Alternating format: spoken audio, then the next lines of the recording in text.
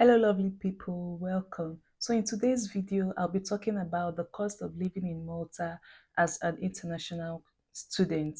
Now, I'm going to be putting in quotes, living in Gozo, okay? Because that's where I live, living in Gozo. There are three islands in Malta, the main island being Malta, then we have Gozo and Comino. So throughout my studies, I was living in Gozo for a full year. So I'm going to be telling you how much it cost me living in Gozo as an international student. Let's get right into it. I'll start with accommodation. How much did I pay for accommodation as an international student in Gozo? I lived in a two-bedroom flat. There is two rooms, a toilet and bathroom. And of course, we have the kitchen and the living room. The price for that apartment is 420 euros a month. Now I have a housemate. She stays in one room and I stay in the other room. And I would like to also tell us that the rooms are not the same size. One room is definitely bigger than the other. So, but regardless, we pay, the same amount for the two rooms. Sorry, my baby woke up as I was doing this video, so I just have to bring him here. Say hello. Say hello. All right, let's continue our video. So, the house rent is 420 euros a month. I pay 210 and my housemate pays 210. We pay equally for the house rent, so it's a monthly pay. Second thing I want to talk about is the transportation. You should know that as an international student in Malta, as long as you've registered and you have your bus card, transportation is free anywhere on the island. So it's very important. I would recommend that when you come into the country, please, if you don't know how to go about the registration, I already have a video on this channel, guiding you through on how to do that. I'll link that in the description box, or you can, tell anyone in your school, anyone that can help you out with it, your school representatives. They should be able to help you out with it or even tell you about it. It's very important that you get your bus card, because if you do not get your bus card, you would have to pay €2.50 for each 2 hours trip. I'm sure you don't want to do that as a student. You would want to save up, as much money as you can. So to avoid the expenses on transportation, please get your bus card. Well, for me, I didn't pay anything when I'm using the bus, of course, because I had my bus card. But then, being that I live in Gozo, I have to pay for the ferry. So my school is not in Gozo, my school is in Malta. So anytime I have to go to school, I need to take the ferry, the Gozo channel. It's called the Gozo channel. So I pay €1.15 just for boarding. When I'm coming back from Malta to Gozo, is free. You don't have to pay. Passengers coming from Malta into Gozo is free, you do not pay. But if you're going out from Gozo to Malta, definitely you need to pay for your ferry. So for the Gozitan residents, if you're a resident in Gozo and you have your residence card to show that you live in Gozo, your fare is €1.15. But before I got my residence card, of course, I didn't have the card at the time. The first 3 months I arrived in Malta, I had to pay €4.65 each time I leave Gozo to Malta. So after I got my residence permit, at the time I had to go to school just 2 times in a week. So in a month I spend at least, let's say, €11.50 on transportation. That's after I got my residence permit card. But before I got my residence permit card, at the first 3 months I arrived Malta, that was my first semester, I had to go to school 4 times in a week. So I ended up spending about €80, or let's say €75 a month on just transportation, and that's just for ferry, because the bus is free. I didn't have to pay anything for the bus, but for the ferry I pay. Transportation, €11.50. I'm putting into consideration after I got my residence permit card, and not the €4.65 I paid was just the first 3 months. So I'm just going to ignore that. Next thing I'll talk about is the electricity and water bills. I would like to tell us that the amount I paid for electricity and water bill varies. whether it's in the summer or in the winter. When it's summer, the bill is actually low compared to when it's winter. And this is because during the winter, I mean, the only thing that actually consumes electricity in the apartment where I live is our water heater for the bathroom. I mean, we have a heater in the house, but we do not use it because there is no need for it actually, and we don't put it on. So the only thing that consumes electricity is, aside the fridge that is on 247, of course, the other thing is the water heater for the bathroom. During the winter, we leave the water heater on overnight because very early in the morning when we want to have our bath, the water needs to be hot and all that. So that alone, leaving the water heater on overnight, actually increases the bills, in terms of electricity. So, but the highest I've paid so far in electricity, which is during the winter, I would say is 60 euros. And please bear in mind that in Gozo, in the apartment where I live, at least let me talk for my own apartment, this bill comes in 3 months. It comes every 3 months. It doesn't come monthly. It comes every 3 months. So the highest I've paid, or the highest bill I and my housemates we've gotten, is about 120 euros for those 3 months. Remember, this is for electricity and water bill. So remember I tell you is for 3 months. The 120 euros between me and her, I pay 60, she pays 60. Unless I'm dividing 60 euros by 3, because I mean the bill is for 3 months. That means I have to pay just 20 euros per month. So we'll assume that what I pay per month is 20 euros for electricity and water bill. And this is because it's in winter. In summer, it's really, really low. The lowest I've paid, or the lowest bill we've gotten for electricity and water, is about 60 euros. So I will split the 60 euros between I and my housemates. I get to pay 30 and she pays 30. And this is for 3 months. Next thing I'd like to talk about is the gas, for the cooking gas. And we use 15 kg. This 15 kg gas lasts us for 3 months, I and my housemates.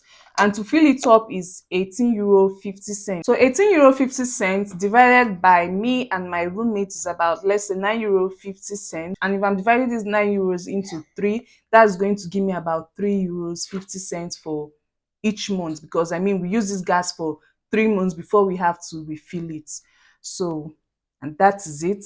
I spend 3 euros 50 cents on gas on each month. Now I want to talk about is phone bills. So I use the Epic card, the Epic SIM card, and I recharge the lowest amount, 10 euros a month. Not every month, to be honest, because I just recharge it just in case of emergencies, if I need to make a call or something. But it's not a monthly thing. I just do it once in a while. Let me say once or twice in 3 months is not a monthly thing. So that is it for the phone bills, 10 euros a month. The next thing I want to talk about is the internet.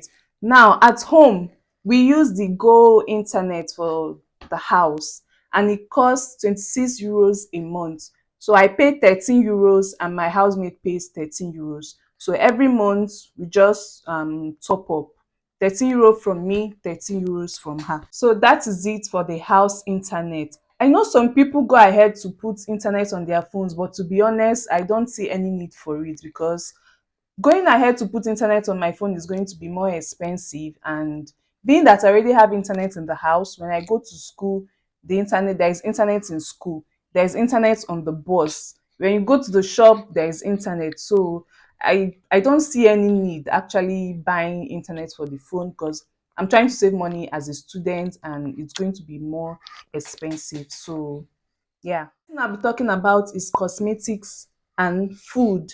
I'll put this as 70 euros, but to be honest, I don't spend up to that amount every month. I mean, it can be less, it can be up to that 70 euros in a month, but at other months it can be less actually. As a student, make sure that when you're coming from your home country, you come with enough food. Any food you like, any food that you're used to, just come with enough. Let's say with an amount that can last you for at least 6 months, because the food I came with actually served me for more than 6 months. And before I even had to visit the African shop for anything, it was from the seventh, 8th month. This really helped me to save a lot of money when it comes to food. Now, the only thing I had to spend money on was on rice, milk, egg, the everyday thing that I had to eat. But then if you do not come with enough food stuff from your home country, then you're definitely going to be spending way more than this on food. So just to cut costs, because why not? Who doesn't want to cut costs? Make sure you come with enough food stuff as you're coming to Malta to start your studies. Now, the next thing I want to talk about is clothes. I didn't buy any clothes because I came with enough clothes, so I'm going to be leaving that at €0. I'm not into buying clothes, but at least, even if I want to get clothes for myself, I wouldn't go overboard. I mean, I have to make sure that it's something that is really important, because aside from school and work and church, where else am I going to really? During my time of study, I mean, I did a 1 year master's program. I didn't get any clothes for myself in Malta because I had more than enough clothes than I even needed for all my activities in Malta. Now, the next thing I want to talk about is hair. Of course, as a lady or as a guy, you need to make plans to make your hair or cut your hair, whichever one works for you. I don't make my hair every month. I mean, sometimes I can make a hair and I can carry the hair for 2 months or more than a month. It depends. Sometimes I don't even make my hair, I just wash and pack it, that way, and just use my face cap, and that is it. What works for me is maximum €75, 75 to €80, but I'll leave it at 75 because all the times I've made my hair in Malta, I didn't spend more than €75. I have a lady that usually comes around to help make my hair. I just get what I need for my hair and she makes it. I pay her, and every amounts to about €75. So let's just say my hair, I spend about €75 for it. Another thing I forgot to mention is the hospital bill. Now, if you get a health insurance that doesn't cover for outpatient care, you're going to have to pay out of pocket for doctor's consultation and all that. Like if you need to see a specialist. Now, that's one mistake I did. I was such in a hurry to get my own health insurance when I was doing my application and gathering everything I needed. I didn't really settle down. So the insurance I got cost me €125 a year, and the thing only covers for inpatients in the case of emergencies that make me stay overnight in the hospital. That's where my insurance comes into play to cover whatever costs I incur at the hospital. But then if I just walk into the hospital and I get a treatment and then go back home without being admitted at the hospital, I'll have to be the one to pay for it. So if something happened and I had to go to the hospital to see a specialist, and I had to pay for consultation, the test and everything. Now for Gozo, I don't know how it works in Malta, the main island, but for Gozo, we have the primary health center in Victoria Center. Is in Victoria. So once you're sick, you go there, you do your registration and everything. Of course, you get to see a doctor. That initial appointment with the doctor and everything is free. Till today, I didn't receive any bill, for seeing the doctor. But then the doctor had to refer me to a specialist. Now, this is where I had to pay. My insurance didn't cover for that, so I had to pay. So please, whatever health insurance you're getting, make sure it covers for your it covers for inpatient and outpatient, not just inpatient. Of course, it might cost more, but make sure you know what you're paying for. Don't be like me that was such in a hurry. I just thought I should let you all know about that. So now, drum rolls. How much do you think I spend in a month in Malta as an international student? With everything I've said, everything amounts to €348 a month. One hack I'm also going to tell us when it comes to food is try to shop at really affordable supermarkets. Lidl is an example. Where I live in Gozo, Lidl is really far away from me. Just 2 minutes to my house, there's a supermarket there, but I do not shop. I actually only shop water from there because I can't buy Lidl. I can't buy water from Lidl and carry it up the way on the bus and all that. Is stressful. So the only thing I actually buy from that supermarket close to me is just water because it's just easier for me.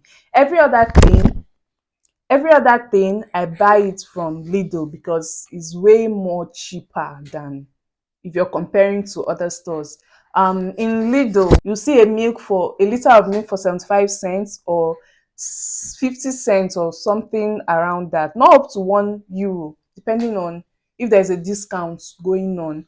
And then, of course, they also have the popular brands of milk in Malta there, which goes for about €1 and some cents. So you have way more options of things to get. Spaghetti, meats, fish, everything is just way more affordable at Lidl. So I always go there to shop for my monthly shopping, and it has helped me save a lot of money. So I will advise that you locate a Lidl close to you and go check it out. So I spend between €348 a month as an international student in Malta, living in Gozo. This is one main reason that I actually decided to stick to Gozo. Like, it's way more affordable. If I was living in Malta, trust me, this amount will be way higher. Housing is more expensive. Food items there are actually more expensive. Everything is just more expensive in Malta. For me, Gozo was it. Yes, it wasn't easy commuting to Gozo to Malta, taking the ferry and all that, but I mean, I had a target. My course was just for 1 year, and I figured I could endure all of that for 1 year. I mean, it's not a long time, and everything worked out for me. Yes, I'm not in Malta at the moment. I'm done with my studies, and I've joined my husband here in Germany. But I'm still going to be talking about my experience, how everything went with the school, if I've gotten my certificate or not. Just stay tuned on my channel. And of course, the next video that will be coming after this is going to be about the pros and cons of living in Gozo. Sorry, my baby is crying. I have to go now. The pros and cons of living in Gozo as an international student. Stay tuned, okay? Thanks for watching to this point and stay blessed. See you in my next video. Bye.